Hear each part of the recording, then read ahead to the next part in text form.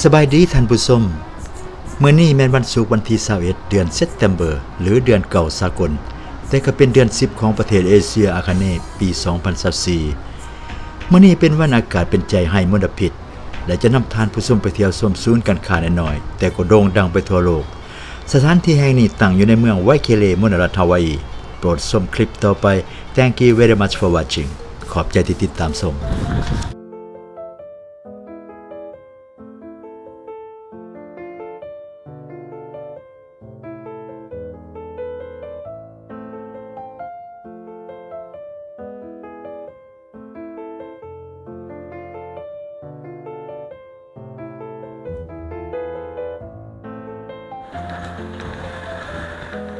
เปิดจังโมงนี่โอ้เครื่องนำสมัย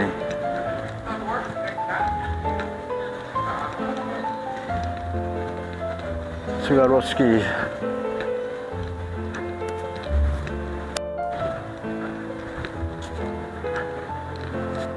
นี่โคช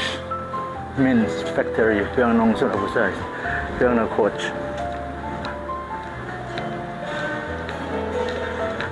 โอ้บริษัทเกือบเอโกสำหรับผู้หญิงดิผู้ชาย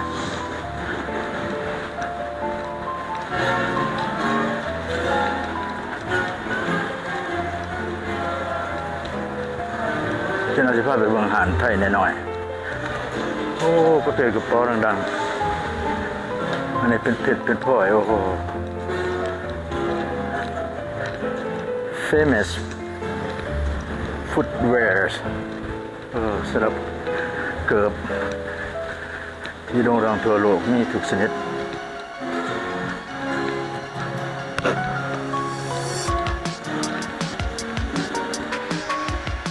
โอ้อโลฮา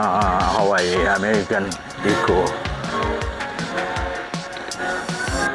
อันนี้สำหรับโมง watch station โมงทุกชนิดถ้าส่งคนมาที่เสาสิได้ดีเพราะคนมาหลายแล้วมันไม่มีโอกาสได้ถ่าย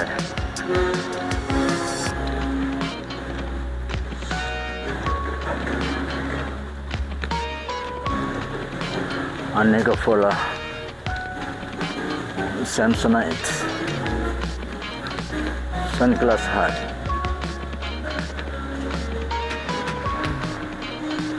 Winter Ray-Ban บริษัทเวนต้า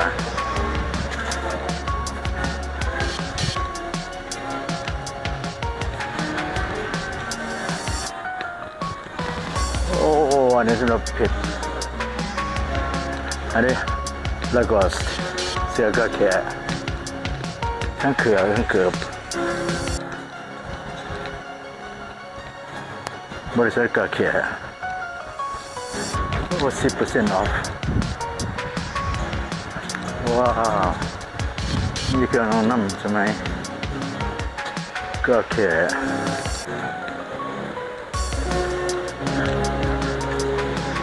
อันนี้แก๊สบริษัทโอ้เครื่องน้ำสมัยพี่น้องเลยเป็นกระป๋องงามนี่ทอมมี่ไฮเฟเกอร์สำหรับเด็กหน่อยวัยรุ่นอันนี้เป็นเพลงฮาวายเอียนโอ้โลเฮเลโลโก้ฟิวเวอร์ว้าวเครื่องนอนสำหรับสาวพื้นเมืองอันนี้บริษัท Adidas มาเป็นออเดอร์เครื่อง Adidas มาแบบใดบอก Adidas what time 10 โอ้10 โมง Kipling's เป็นช้อปปิ้งหน่อยแต่กระทัดรัดนี่คู่ยางอยู่ในโลกที่ดังๆนี่กระเป๋าสำหรับผู้หญิงมาเบิ่งเอาเลย Kate and Spade New York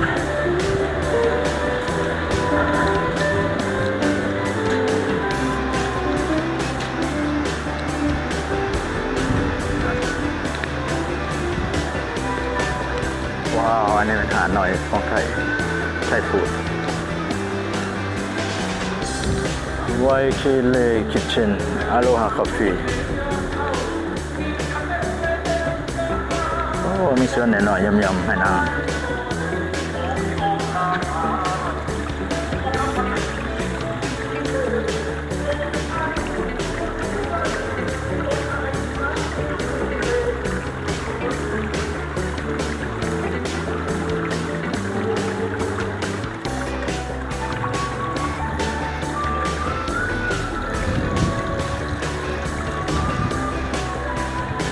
อันนี้มันพริกไทย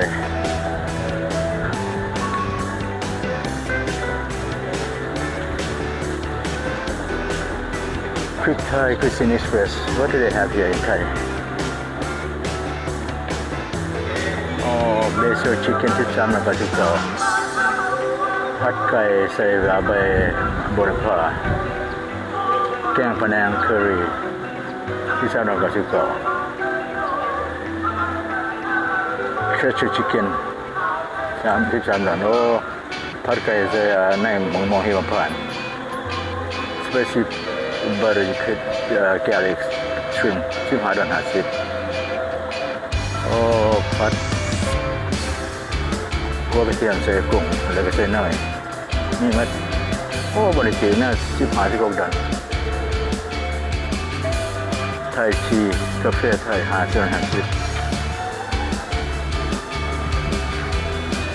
ว้าวเห็นเลยแล้วตามมัดเจคอบส์โคไฮน์ต่อไปที่ยังน้ำหนักที่มาที่ตัวกระเป๋าผู้หญิงเกือบผู้หญิงสำหรับพวกแฟชั่น 30% off ตามมาที่น้องตามมาสกาโรบสกีเป็นที่กับเสียบริษัทโคชนิวยอร์ก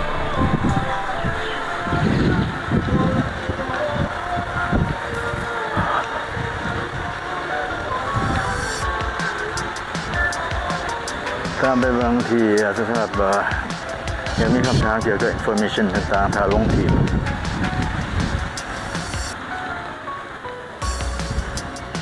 information written over there you go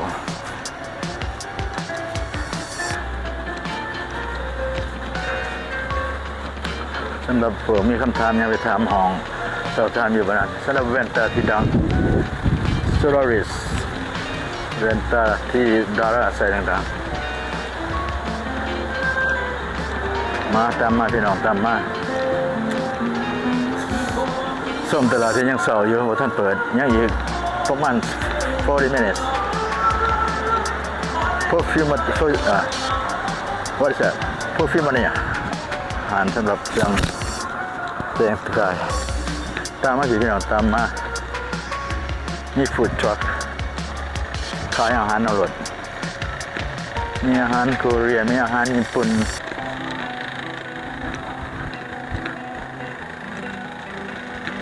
เป็นฟู้ดทรัครถขายเครื่องอาหารมันมีอาหารอย่างไรอันนี้คือจะเป็นญี่ปุ่นโอ้ตัวญี่ปุ่นเนาะเกาหลีนะเกาหลีบาร์บีคิวอันนี้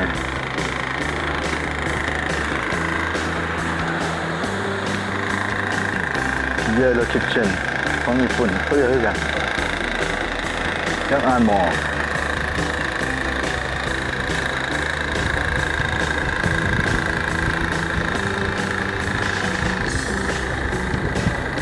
อันนี้คือแม่อาหารเม็กซิกันโอ้เป็นตัวหน่อยแม่อาหารไทยเปิดให้กับเขาไปขายได้ไทยฟู้ดว้าวที่ตกก็เก็บๆเนาะจะได้เงินดีสำหรับผมมาเที่ยวก็หิวเนี่ยจะน้อยแวะนั่งกินอะไรก็กินอะไรก็ไปบ่ต้องการของอาหารโอเคตามมาที่น้องไปเบิ่งอาหารที่โด่งดังนี่ยังมีหลายอาหารอยู่ข้าง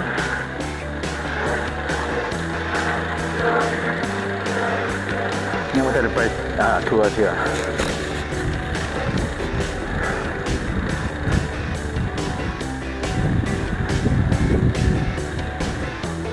โอเคโอ้อันนี้ไม่หาพิซซ่าโอ้ no บัสพลาซ่าบริษัทขายรถทัวร์ที่ขายรถบัสมาเที่ยวโอ้เย็นดีพี่น้องเอ้ย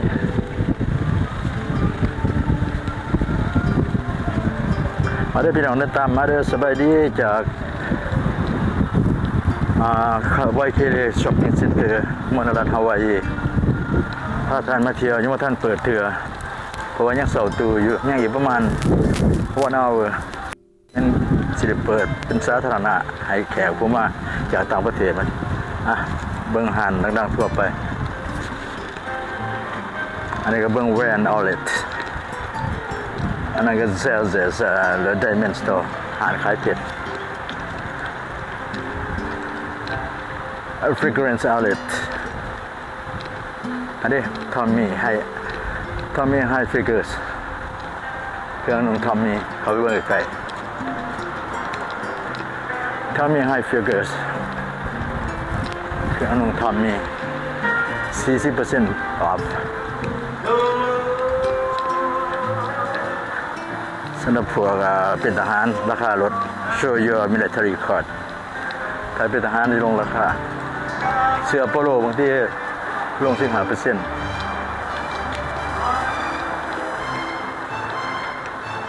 โอ้อันนี้เป็นยังไงทอมมี่เฟมัสเครื่องสำหรับผู้หญิง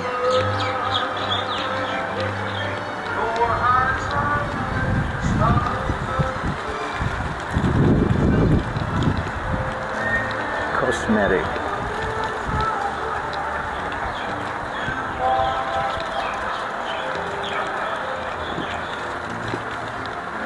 สมัยเครื่องซื้อเครื่องนุ่งไมเคิลคอร์สยังสอบอยู่ก็ได้เขาก็ยังเล่นทำความสะอาดเด็กปัดกวาดอยู่ในบริเวณบนจอดรถเพราะว่าอีกชั่วโมงนึงก็เปิดไปทางการ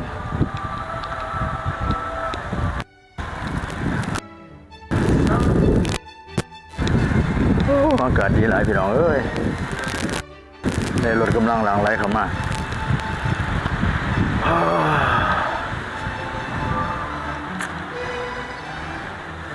ส้นต้นไม้ต้นดอกคูณก็ล้นไปนี่แหละมันเป็นหยามมันเขาก็เห็นเป็นระเบียบทั้งต้นเผาต้นดอกคูณต้นพามต่างๆนี่รถกำลังหลั่งไหลเข้ามาใกล้จะเปิดแล้วนี่ก็สิรอจังหน่อยฮะบางเครื่องนุ่ง Adidas ก่อน Adidas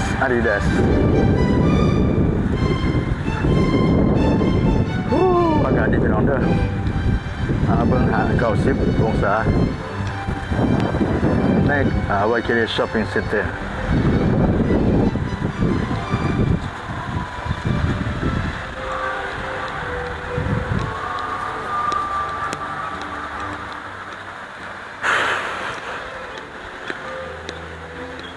ทางฟันกับแม่นอาหารสำหรับขายอาหารเป็นซุปเปอร์มาร์เก็ตอันนี้สำหรับเครื่องนมมันมีสินค้าอาหารภาคนี้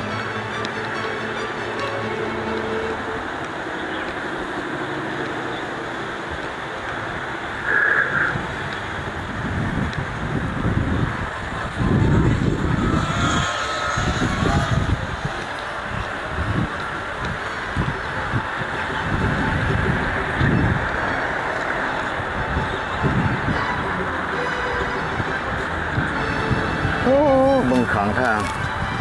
ต้นดอกไม้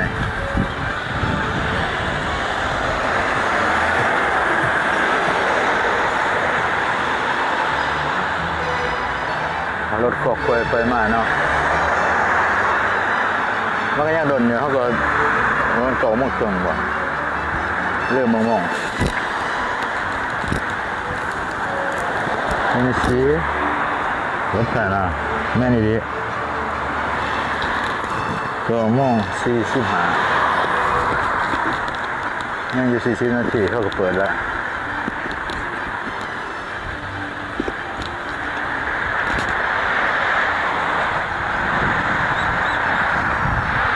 โอ้เส้นทางซีเดียดเนาะ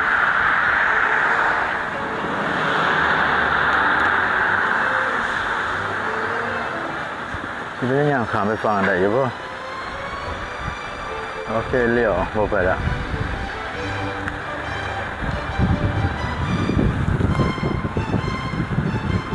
YKK Premium Outlets is Cement Center. Oh yeah, let's go.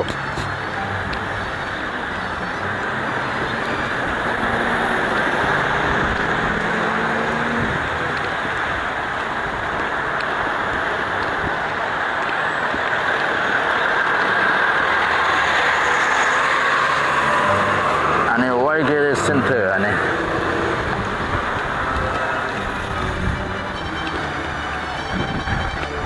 ตามมาลงมาเมืองไวคิรีเซ็นเตอร์นะไวคิรีพรีเมียม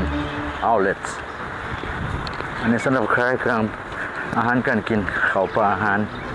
นี่ก็มีเครื่องนงหมั่งแต่กับบดังเลยมีอาหารแก็บ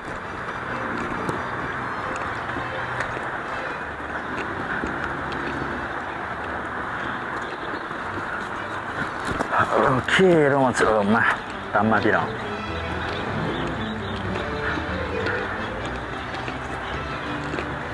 อ๋อนี่อะไรปะคงได้ปะบูไปโอ้โหต้นปาล์มพามนี่ก็บอกธรรมดาได้ในหันนี่ก็ดีนี่เครื่องน้ำสมัยอยู่แก๊บ Factory Store Sephora นี่ก็ดัง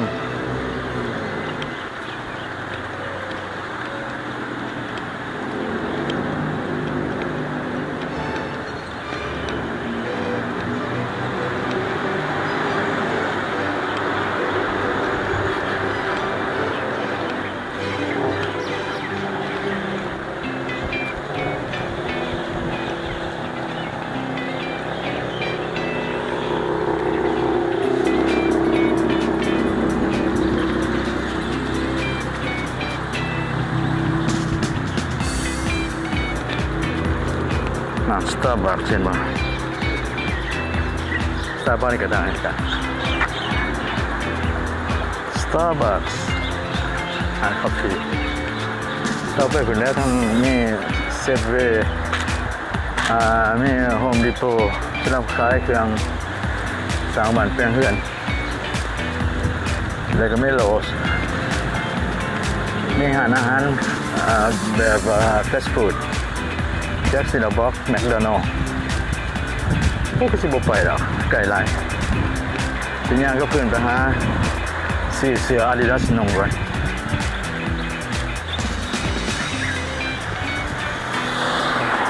โอ้ตามไปว่าจะหน่อยไปเบิ่งแมคโดนัลด์เธอหิวเขาบ่ได้ซื้อแฮมเบอร์เกอร์กินโอ้อันซ่อนพี่น้องเอ้ยสวยงามมากต้นพร้อม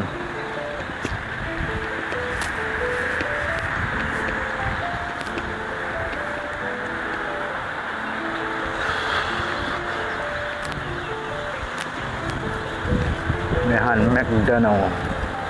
ด์เส้นระเบียบท่านบอกเขาปลูกไว้ให้เบิ่งสวยสุดตา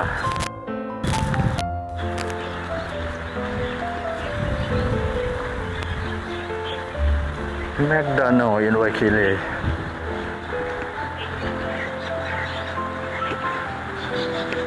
แมคโดนัลด์มีอาหารอย่างไหนเดี๋ยวเพิ่งBurger your morning good food นี่เห็นบอกมี breakfast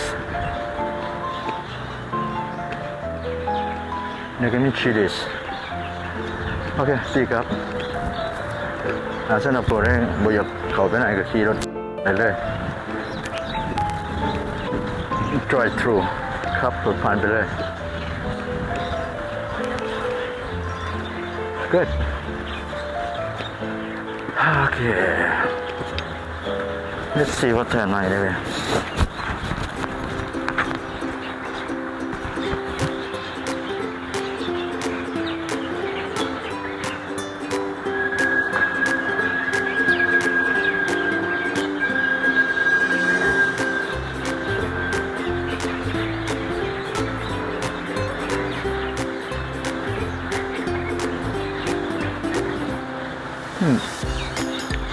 ก็โมงหา13เลยนะโอเคเรา10 โมงเปิดไปก็มันเสียอะไรเสียเนี่ยอะไรดักหนึ่งก่อน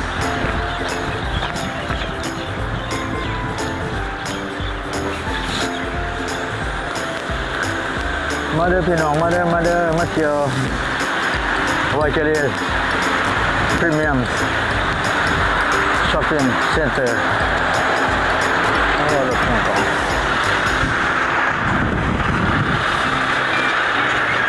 ส่งน้ำก่อน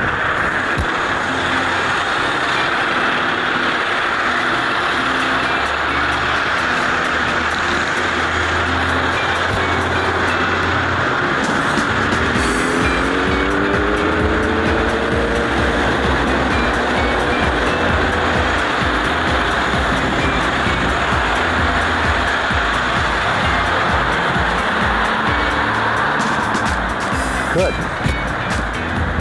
ทานได้สบายโอ้ผมรึกสายตาทางที่ยาวมาที่ข้ามไปอีกวันหนึ่ง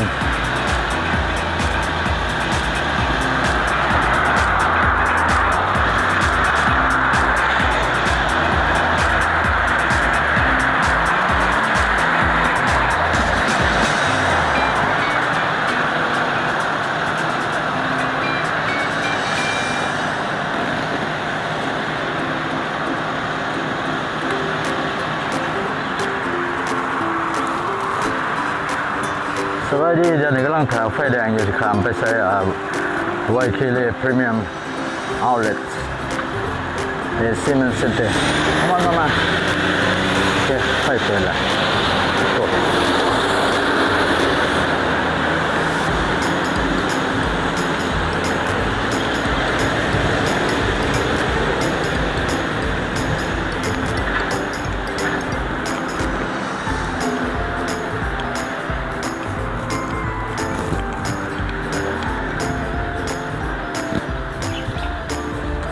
There you go, there you go, there you go. สิกลับไปหาอาดิดาสกันไปเบิ่งเสือเนี่ยเบิ่งเสือกันหนาวสิมาบนภูเมืองเราเนี่ยอีก3 เดือนหน้าเนี่ยเที่ยงนี้อากาศหนาวบ่นั้นบ่หนาวเราให้ลูกให้หลานมาเด้อพี่น้องเด้อตามมาเปิดได้นี่ให้บ่รถลังไหลเข้ามาแน่ Good โอเคเปิดให้เขาไปแน่รถลังไหลเข้ามาเล่นบ่